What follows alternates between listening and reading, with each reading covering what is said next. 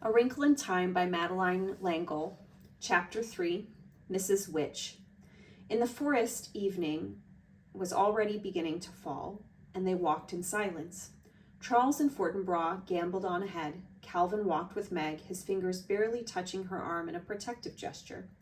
This has been the most impossible, the most confusing afternoon of my life, she thought, and I don't feel confused or upset anymore. I only feel happy. Why? Maybe we weren't meant to meet before this, Calvin said. I mean, I knew who you were in school and everything, but I didn't know you. But I'm glad we've met now, Meg. We're going to be friends, you know. I'm glad too, Meg whispered, and they were silent again. When they got back to the house, Mrs. Murray was still in the lab. She was watching a pale blue fluid move slowly through a tube from a beaker to a retort. Over a Bunsen burner bubbled a big earthenware dish of stew. Don't tell Sandy and Denny's I'm cooking out here, she said. They're always suspicious that a few chemicals may get in with the meat, but I had an experiment I wanted to stay with. This is Calvin O'Keefe, Mother, Meg said. Is there enough for him too? It smells super. Hello, Calvin, Mrs. Murray shook hands with him. Nice to meet you. We aren't having anything but stew tonight, but it's a good thick one. Sounds wonderful to me, Calvin said. May I use your phone so my mother will know where I am? Of course. Show him where it is, will you please, Meg? I won't ask you to use the one out here, if you don't mind. I'd like to finish up this experiment. Meg led the way into the house. Charles Wallace and Fortinbras had gone off. Outdoors, she could hear Sandy and Denny's hammering at the fort they were building up in one of the maples. This way, Meg went through the kitchen into the living room. I don't know why I call her when I don't come home, Calvin said, his voice bitter. She wouldn't notice. He sighed and dialed. Ma, he said. Oh, Hinky, tell Ma I won't be home till late. Now, don't forget, I don't want to be locked out again. He hung up, looked at Meg. Do you know how lucky you are? She smiled rather wryly. Not most of the time. A mother like that, a house like this. Gee, your mother's gorgeous. You should see my mother. She had all her upper teeth out, and Pop got her a plate, but she won't wear it, and most days she doesn't even comb her hair. Not that it makes much difference when she does. He clenched his fist. But I love her. That's the funny part of it. I love them all, and they don't give a hoot about me. Maybe that's why I call when I'm not going to be home, because I care. Nobody else does. You don't know how lucky you are to be loved. Meg said in a startled way, I guess I never thought of that. I guess I just took it for granted. Calvin looked somber, then his enormous smile lit up his face again. Things are going to happen, Meg. Good things. I feel it. He began wandering, still slowly, around the pleasant, if shabby, living room. He stopped before a picture on the piano of a small group of men standing together on a beach. Who's this? Oh, a bunch of scientists. Where? Meg went over to the picture. Cape Canaveral, this one's father. Which? Here, the one with the glasses. Yep, the one who needs a haircut, Meg giggled, forgetting her worries in her pleasure at showing Calvin the picture. His hair is sort of the same color as mine, and he keeps forgetting to have it cut. Mother usually ends up doing it for him. She bought clippers and stuff because he won't take the time to go to the barber. Calvin studied the picture. I like him, he announced judiciously. Looks kind of like Charles Wallace, doesn't he? Meg laughed again. When Charles was a baby, he looked exactly like father. It was really funny. Calvin continued to look at the picture. He's not handsome or anything, but I like him. Meg was indignant. He is too handsome. Calvin shook his head. Nah, he's tall and skinny like me. Well, I think you're handsome, Meg said. Father's eyes are kind of like yours, too, you know? Really blue. Only you don't notice his as much because of the glasses. Where's he now? Meg stiffened, but she didn't have to answer because the door from lab to kitchen slammed and Mrs. Murray came in carrying a dish of stew. Now, she called, I'll finish this up properly on the stove. Have you done your homework, Meg? Not quite, Meg said, going back into the kitchen. Then I'm sure Calvin won't mind if you finish before dinner. Sure, go ahead. Calvin fished in his pocket and pulled out a wad of folded paper. As a matter of fact, I have some junk of mine to finish up. Math. That's one thing I have a hard time keeping up in. I'm okay on anything to do with words, but I don't do as well with numbers. Mrs. Murray smiled. Why don't you get Meg to help you? But see, I'm several grades above Meg. Try asking her to help you with your math anyhow, Mrs. Murray suggested. Well, sure, Calvin said. Here, but it's pretty complicated. Meg smoothed out the paper and studied it. Do they care how you do it? She asked. I mean, can you work it out your own way?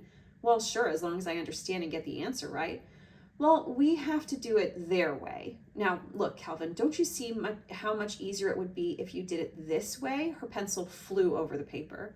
Hey, Calvin said. Hey, I think I get it. Show me once more on another one. Again, Meg's pencil was busy. All you have to remember is that every ordinary fraction can be converted into an infinite periodic decimal fraction. See, so 3/7 is 0.428571. This is the craziest family, Calvin grinned at her. I suppose I should stop being surprised by now, but you're supposed to be dumb in school, always being called up on the carpet. Oh, I am. The trouble with Meg and math, Mrs. Murray said briskly, is that Meg and her father used to play with numbers, and Meg learned far too many shortcuts. So when they want her to do the problems the long way around at school, she gets sullen and stubborn and sets up a fine mental block for herself. Are there any more morons like Meg and Charles around? Calvin asked.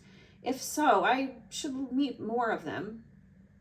It might also help if Meg's handwriting were legible, Mrs. Murray said. With a good deal of difficulty, I can usually decipher it, but I doubt very much if her teachers can, or are willing to take the time. I'm planning on giving her a typewriter for Christmas. That may be a help. If I get anything right, nobody'll believe it's me, Meg said. What's a megaparsec? Calvin asked. One of Father's nicknames for me, Meg said. It's also 3.26 million light years. What's E equals mc squared? Einstein's equation. What's E stand for? Energy. M. Mass. C squared. The square of the velocity of light in centimeters per second. By what countries is Peru bounded? I haven't the faintest idea. I think it's in South America somewhere. What's the capital of New York? Well, New York City, of course. Who wrote Boswell's Life of Johnson? Oh, Calvin, I'm not any good at English. Calvin groaned and turned to Mrs. Murray. I see what you mean. Her, I wouldn't want to teach. She's a little one-sided, I grant you, Mrs. Murray said. Though I blame her father and myself for that. She still enjoys playing with her doll's house, though. Mother! Meg shrieked in agony. Oh, darling, I'm sorry, Mrs. Murray said swiftly, but I'm sure Calvin understands what I mean. With a sudden enthusiastic gesture, Calvin flung his arms out wide as though he were embracing Meg and her mother, the whole house. How did all this happen? Isn't it wonderful? I feel as though I were just being born. I'm not alone anymore. Do you realize what that means? But you're good at basketball and things, Meg protested. You're good in school. Everybody likes you. For the most unimportant reasons, Calvin said. There hasn't been anybody in the world I could talk to. Sure, I can function on the same level as everybody else. I can hold myself down, but it isn't me. Meg took a batch of forks from the drawer and turned them over and over, looking at them. I am all confused again. So am I, Calvin said gaily, but now at least I know we're going somewhere. Meg was pleased and a little surprised when the twins were excited at having Calvin for supper. They knew more about his athletic record and were far more impressed by it than she. Calvin ate 5 bowls of stew, 3 saucers of Jell-O, and a dozen cookies, and then Charles Wallace insisted that Calvin take him up to bed and read to him. The twins, who had finished their homework, were allowed to watch half an hour of TV. Meg helped her mother with the dishes and then sat at the table and struggled with her homework, but she could not concentrate. Mother, are you upset? She asked suddenly. Mrs. Murray looked up from a copy of an English scientific magazine, through which she was leafing. For a moment she did not speak. Then, yes. Why?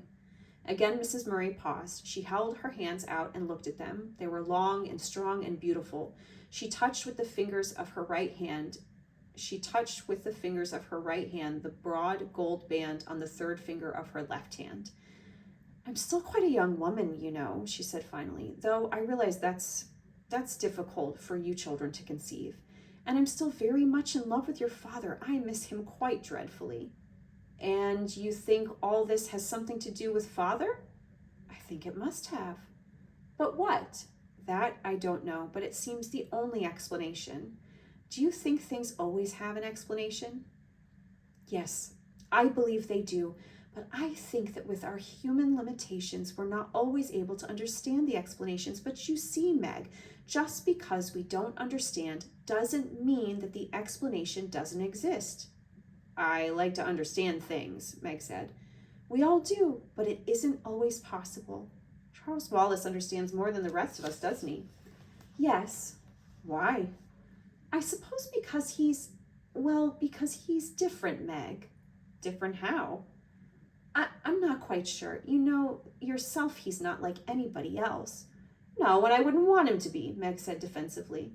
Wanting doesn't have anything to do with it. Charles Wallace is what he is. Different, new. New? Yes, that's what your father and I feel. Meg twisted her pencil so hard that it broke. She laughed. I'm sorry. I'm really not being destructive. I'm just trying to get things straight. I know. But Charles Wallace doesn't look different from anybody else. No, Meg, but people are more than just the way they look. Charles Wallace's difference isn't physical. It's in essence. Meg sighed heavily, took off her glasses and twirled them, put them back on again. Well, I know Charles Wallace is different, and I know he's something more. I guess I'll just have to accept it without understanding it. Mrs. Murray smiled at her. Maybe that's really the point I was trying to put across.